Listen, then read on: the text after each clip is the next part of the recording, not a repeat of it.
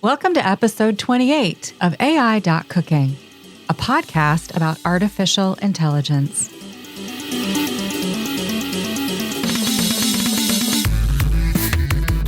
Hola, bolsa de carne. That's hello, meat bags, in Spanish for you multilingual people out there. I will say that the rest of this podcast will be in English.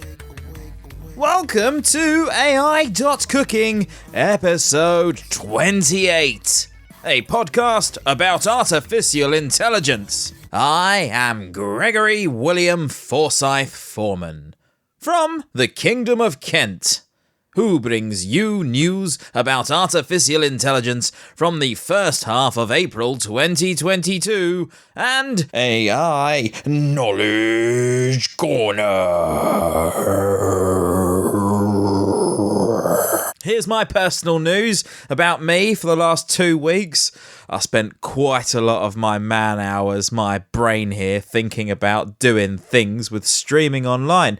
So I've got 2 PCs and 4 monitors and a Raspberry Pi and a Dell all-in-one and a Motu Ultralight MK4, an Electro Voice RE320. Doesn't this sound good? I've got all the bits, all the gear, and no idea. I've been looking online, trying to find out how to get this thing working. I've downloaded Streamlabs and capture software and all sorts of stuff. And do you know what I've only gone and done? I've managed to just break it all more. I've managed to somehow make it way worse than it was to begin with. And as a result of all that, I now can't use my headphones. So I have no idea how I sound. Well, I've got some idea how I sound. And I can't use headphones to edit either. For some reason, my Ultralight Motu MK4 isn't outputting to my ear rolls in its headphones state anymore.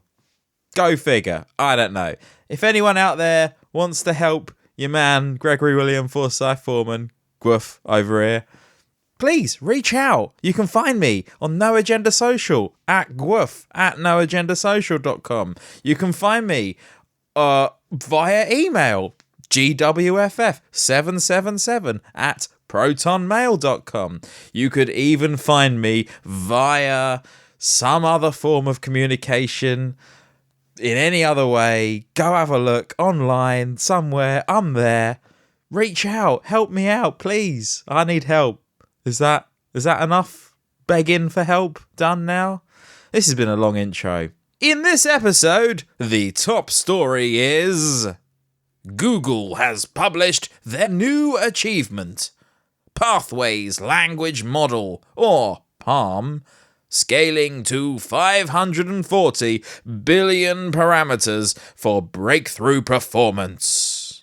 PaLM demonstrates the scaling capability of the Pathways system to thousands of accelerator chips across 2 TPU v4 pods by training a 540 billion parameter model efficiently with a well-studied, well-established recipe of a dense decoder-only transformer model. Pushing the limits of model scale enables breakthrough few-shot performance of PaLM across a variety of natural language processing, reasoning, and code tasks.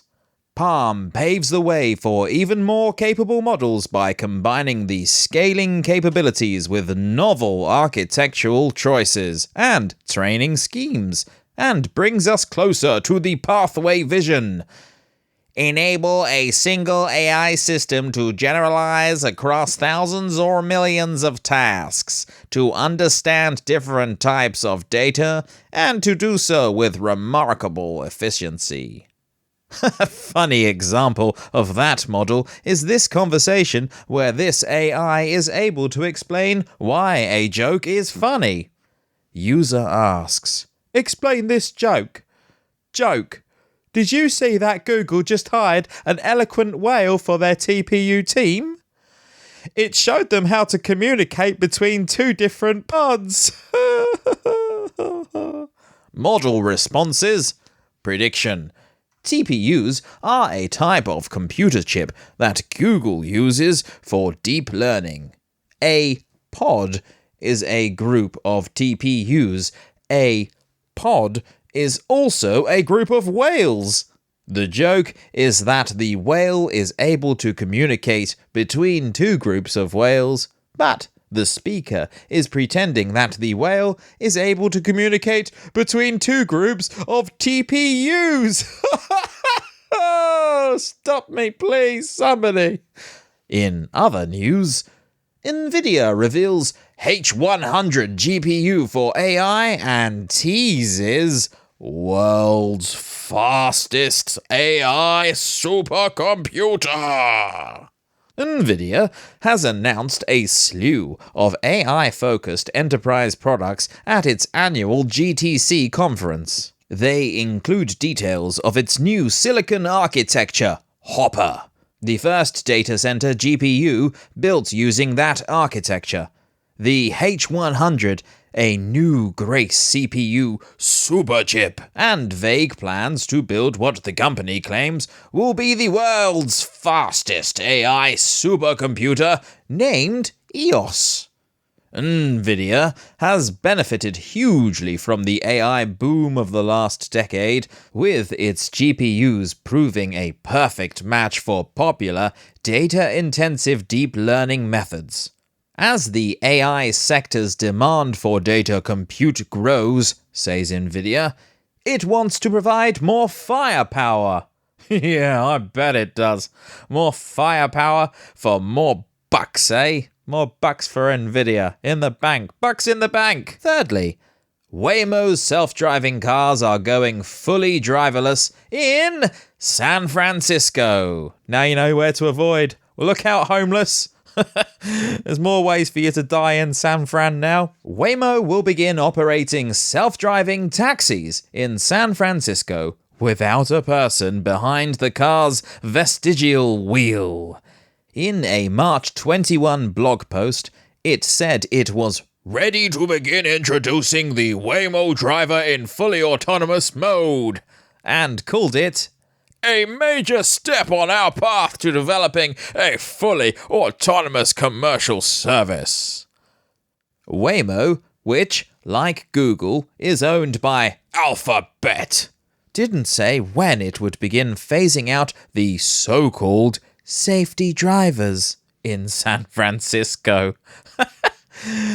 Oh, good luck, Californians. Well done, you guys, for being the first to step up to the plate and be sacrificed for the driverless future we're all waiting for. Fourthly, new publication about bias in AI has been published. NIST or NIST Special Publication 1270. Towards a standard for identifying and managing bias in artificial intelligence. This document, and work by the National Institute of Standards and Technology, or NIST, in the area of AI bias, is based on a socio-technical perspective.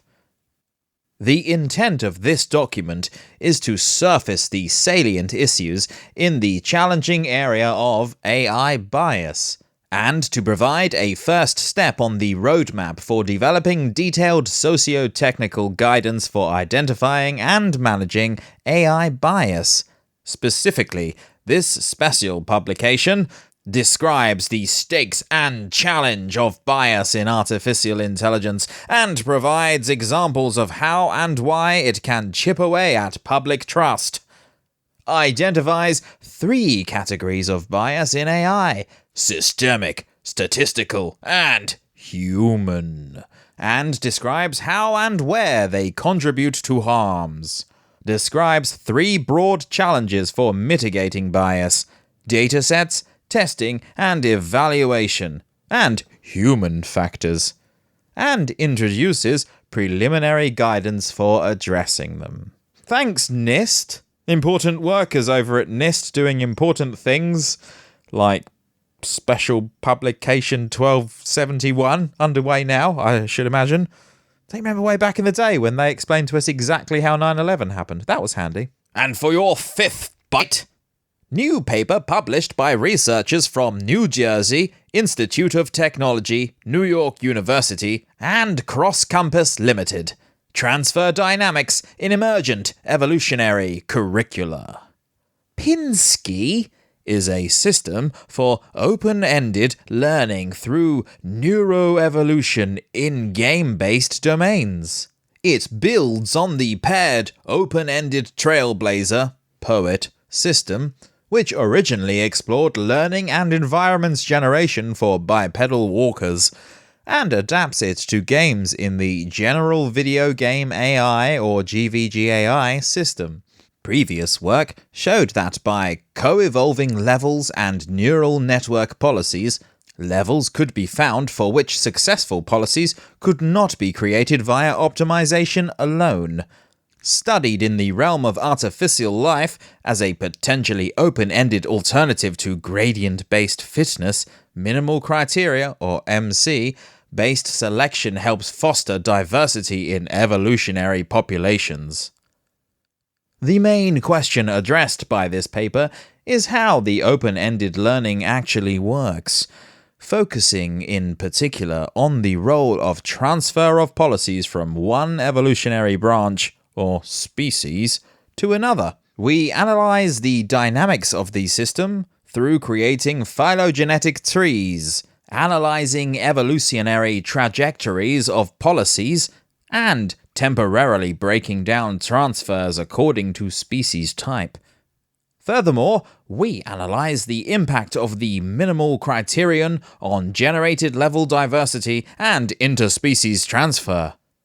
The most insightful finding is that interspecies transfer, while rare, is crucial to the system's success. If you guys got any of that, well done.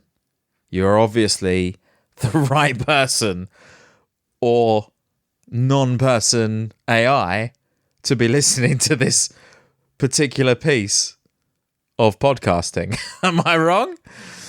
Now, not quite halfway through at 6.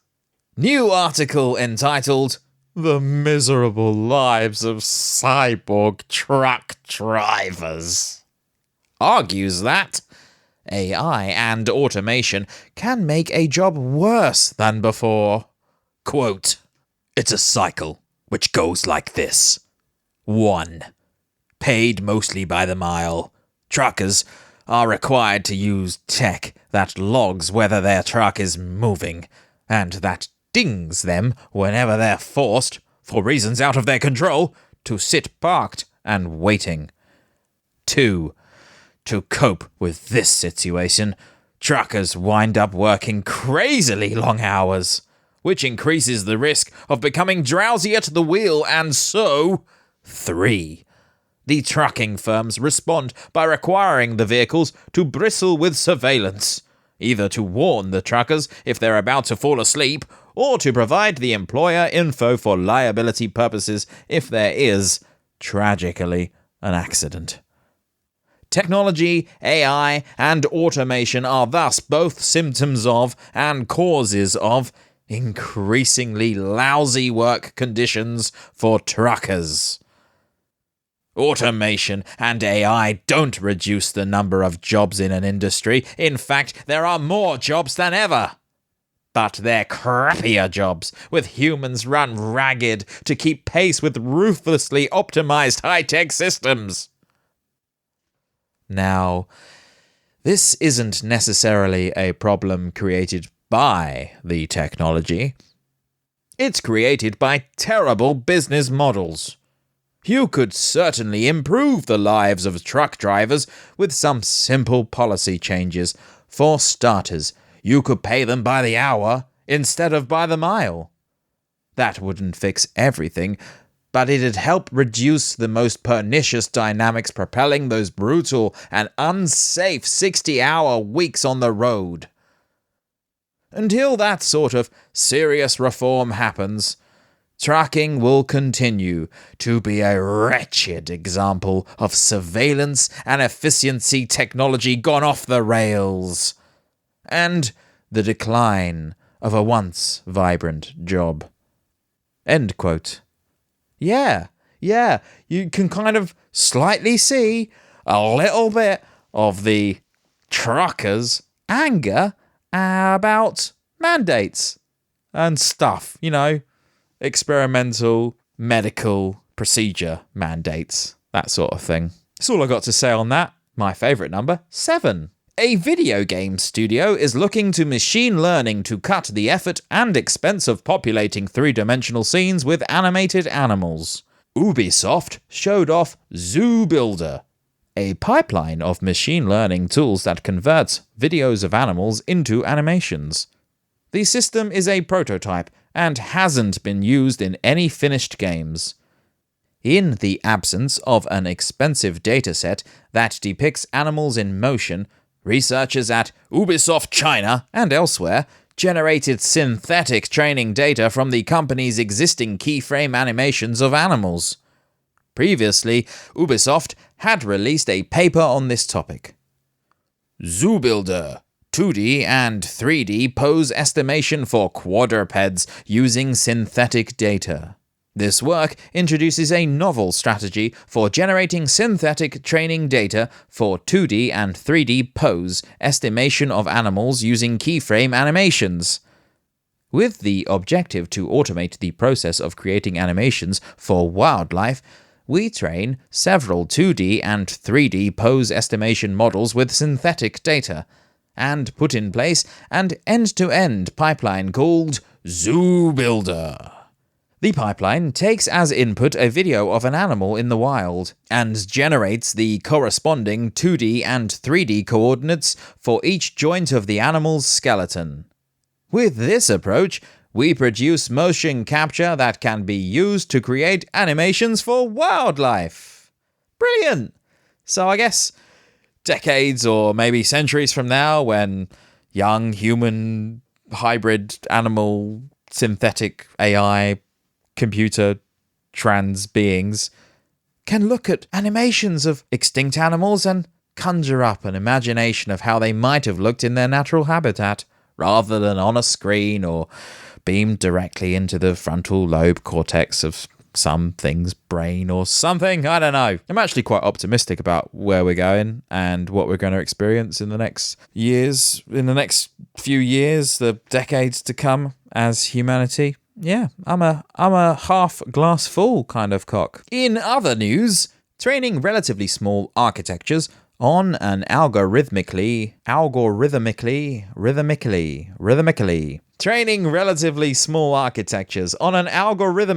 generated dataset. Althea Power and colleagues at OpenAI observed that ongoing training leads to an effort they call grokking, in which a transformer's ability to generalize to novel data emerges well after overfitting. This new phenomenon is discussed in a newly published paper that shows that AI researchers have been mistaken about the meaning of overfitting.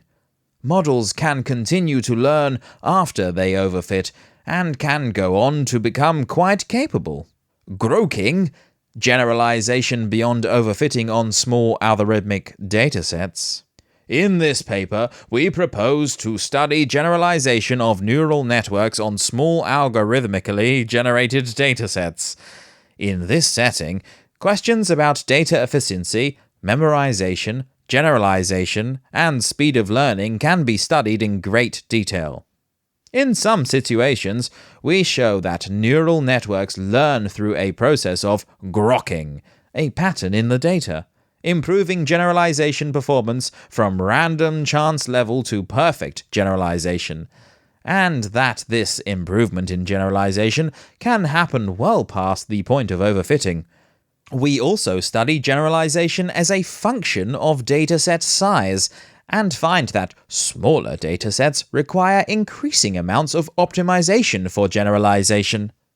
We argue that these datasets provide a fertile ground for studying a poorly understood aspect of deep learning: generalization of over-parameterized neural networks beyond memorization of the finite training dataset. Number 9. Thanks to popular AI technology machine learning, algae boosting is possible.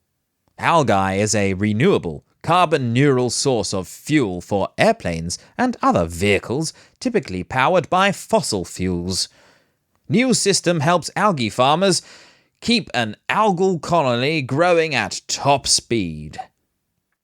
New paper details it.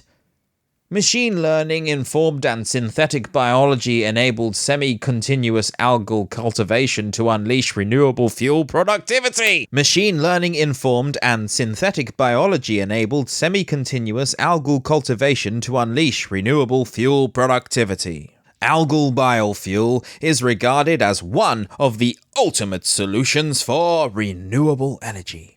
But its commercialization is hindered by growth limitations caused by mutual shading and high harvest costs.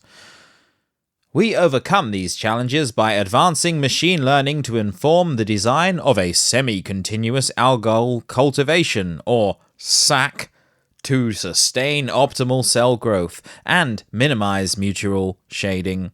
An aggregation-based sedimentation, or ABS, strategy is then designed to achieve low-cost biomass harvesting and economical SAC.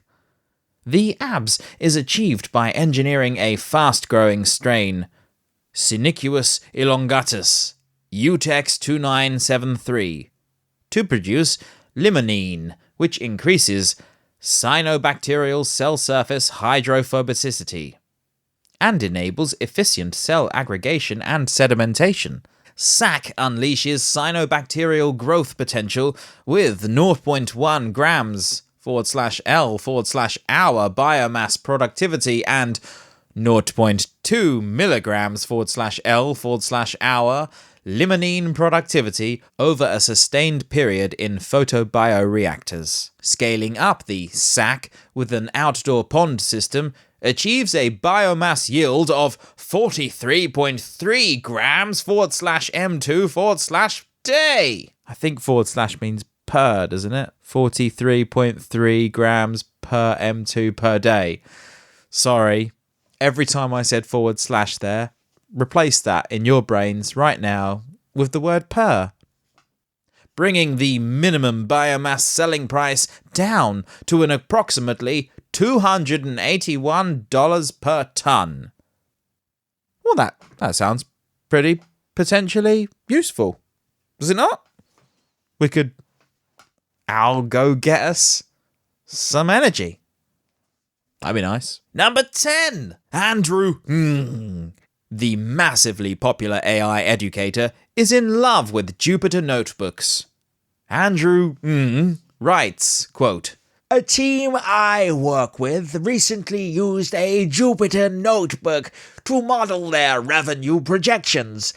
While other tools, such as spreadsheets, could have served a similar purpose, a notebook can include prose that articulates underlying assumptions, such as the rates of sales growth and customer churn. Further, it invites readers to play with these parameters to deepen their understanding of how they affect the business. I, Andrew, write and send a lot of documents and enjoy written communication. But if you're trying to explain a scientific or mathematical equation, simulating a business or other system, or presenting your analysis of data, consider sending your audience a Jupyter notebook. This flexible tool even makes a great alternative to a slide deck. It's great not only for writing code to communicate with your computer, but also for crafting a story to communicate with other people." End quote. Jeez. Can that guy... Well, I mean, what is he? Is he getting some commission from his sales here? No, I do love a bit of Andrew. In all honesty. Right, number 11. In other news that applies to both software engineering and artificial intelligence, new blog item argues that To get across an unknown place, one can move faster or find better paths. In other words, focusing too much raw performance can slow you down. Software making is no exception. The item entitled, "The Counterintuitive Rise of Python in Scientific Computing," says, quote, "In our laboratory, a polarizing debate rages since around 2010, summarized by this question.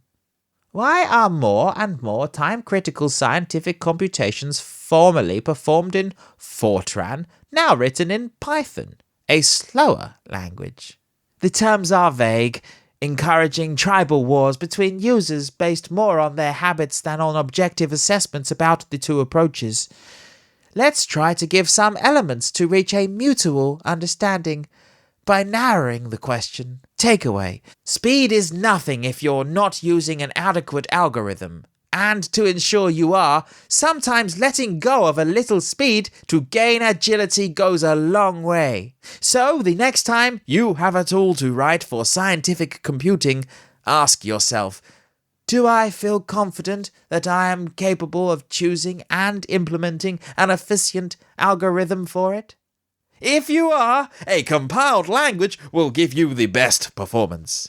If not, investing a bit of time learning an agile language to explore algorithms might be the best way for your tool to become blazingly fast. Previously, number 12 has been the last news item of the fortnight. However, in this episode, it is but another news item. Artificial intelligence. China researches brain-scale AI. In the race to build ever larger AI models, China is showing that cooperation between the state, universities, and the private sector holds the potential for gigantic AI models. The researchers are talking about brain-scale AI. According to their definition, these are AI models with parameters beyond the 1 trillion mark. Currently, the largest AI models include NVIDIA Megatron NGL with 530 billion parameters, Google's Switch Transformer with 1.6 trillion, and WuDao 2.0 with 1.75 trillion parameters. Brain-size AI models could bring major advances. The team expects that giant multimodal AI models could have far-reaching implications for numerous AI applications. Multimodal means that an AI is trained with different related data, such as photos, text, and videos. The researchers cite image and video annotation, image and video generation, multimodal search, answering visual questions, visual reasoning, object referencing, multimodal dialogue systems, and multimodal translation as application scenarios. Moreover, the experience gained in these fields could be transferred to other areas, such as AI in biology or chemistry. Yes, we're still going with Article 13. New paper from Surrey, United Kingdom. Interesting fact, Surrey is next to Kent. FS Coco. Towards understanding of freehand sketches of common objects in context. Abstract quote. We advance sketch research to scenes with the first dataset of freehand scene sketches, FS Coco. With practical applications in mind, we collect sketches that convey well-seen content, but can be sketched within a few minutes by a person with any sketching skills. Just as an aside, I am an awful sketcher and drawer. I'm a wordsmith. I can't draw. It would take me way more than a few minutes to sketch anything of any recognition at all. Our dataset comprises 10,000 freehand scene vector sketches with per-point space-time information by 100 non-expert individuals, offering both object and scene-level abstraction. Each sketch is augmented with its text description. Using our dataset, we study for the first time the problem of the fine-grained image retrieval from freehand scene sketches and sketch captions. We draw insights on 1. Scene salience encoded in sketches with strokes temporal order. 2. The retrieval performance accuracy from scene sketches against image captions. 3. Complementarity of information in sketches and image captions, as well as the potential benefit of combining the two modalities. In addition, we propose new solutions enabled by our dataset. 1. We adopt meta-learning to show the retrieval model can be fine-tuned to a new user style given just a small set of sketches. 2. We extend a popular vector sketch LSTM-based encoder to handle sketches with larger complexity than was supported by previous work. Namely, we propose a hierarchical sketch decoder, which we leverage at a sketch-specific pretext task. Our dataset enables for the first time research on freehand scene sketch understanding and its practical applications. End quote. Aye, there's some real tongue twisters in here, aren't there? 15! Still going! Yes, 15, I said again. 1,000 plus AI-generated LinkedIn faces uncovered. 2. Stanford researchers have fallen down a LinkedIn rabbit hole, finding over 1,000 fake profiles using AI-generated faces at the bottom. René DiResta and Josh Goldstein from the Stanford Internet Observatory made the discovery after DiResta was messaged by a profile reported to belong to a Keenan Ramsey. It looked like a normal software sales pitch at first glance, but upon further investigation, it became apparent that Ramsey was an entirely fictitious person. And finally, your last news article. A total of 16 this fortnight. Well done, writing team, for all your hard work and research. New paper shows how to guess details of face if only obfuscated or incomplete photo is available. Title: My Style, a personalized generative prior. Abstract quote: We introduce My Style, a personalized deep generative prior, trained with a few shots of an individual. My Style allows to reconstruct, enhance, and edit images of a specific person, such that the output is faithful to the person's key facial characteristics. Given a small reference set of portrait images of a person, less than 100, we tune the weights of a pre-trained, styled GAN face generator to perform a local, low-dimensional, personalized manifold in the latent space. We show that this manifold constitutes a personalized region that spans latent codes associated with diverse portrait images of the individual. Moreover, we demonstrate that we obtain a personalized generative prior and propose a unified approach to apply it to various ill-posed image enhancement problems, such as in-painting and super-resolution, as well as semantic editing. Using the personalized generative prior, we obtain outputs that exhibit high fidelity to the input images and are also faithful to the key facial characteristics of the individual in the reference set.